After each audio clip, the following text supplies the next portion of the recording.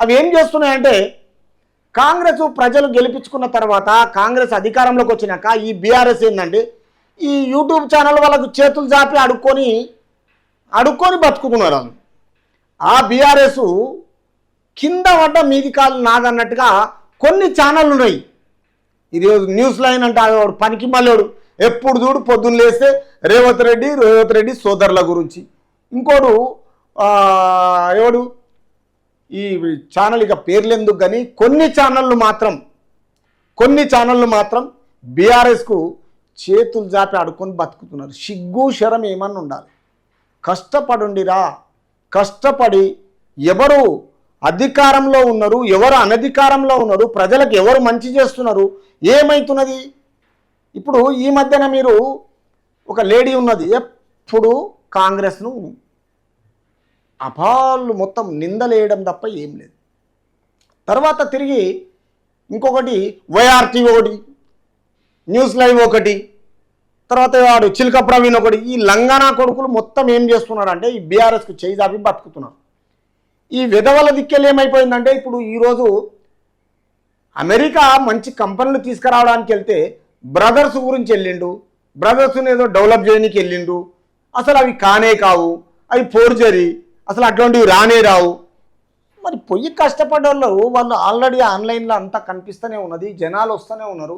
ఈరోజు 14 తారీఖు సీఎం రావడం జరుగుతుంది, అవి ఓపెన్ చేయడం జరుగుతుంది. కానీ మరి ఈ విధవలకు ఎట్లా బుద్ధి వస్తున్నదో ఇదే అర్థమైతలేదు.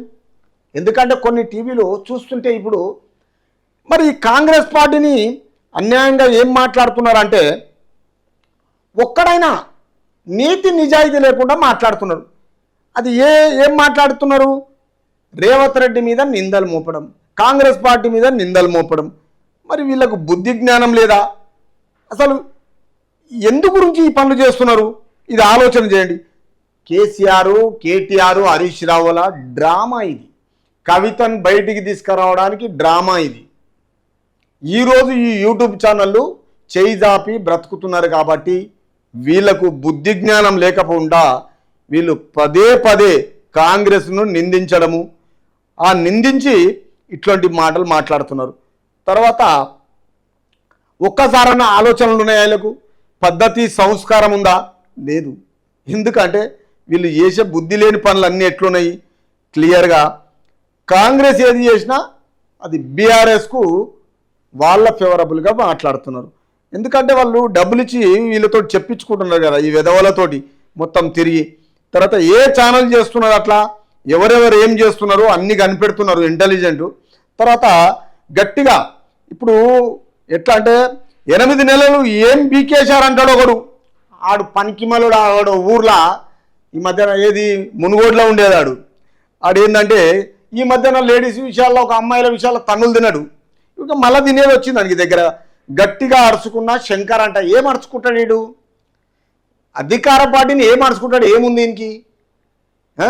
ఒక యూట్యూబ్ ఛానల్ పెట్టుకొని వీడు ఇట్లాంటి మాటలు మాట్లాడితే ఏం మాట్లాడాలి చెప్పండి. తర్వాత వైఆర్టీ వాడొకడు.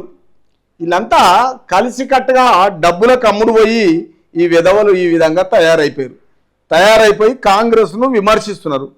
మరి వీళ్ళకు సిగ్గు శరం ఏమన్నా ఉందా లేదా? తర్వాత ఈ హరీష్ రావు ఒకడు, కేటీఆర్ ఒకడు, కేసీఆర్ ఒకడు. కాంగ్రెస్ పార్టీ ఏది చేసినా మంచి చేసినా ఈరోజు ప్రజలంతా గమనిస్తున్నారు. కానీ వీళ్ళకు మాత్రము విధవ లక్షణాలు ఉండి వాళ్ళకు అమ్ముడు పోయి ఏదేదో మాట్లాడుతున్నారు. మరి వాళ్ళు ఎన్ని రోజులు మాట్లాడతారో చూద్దాం.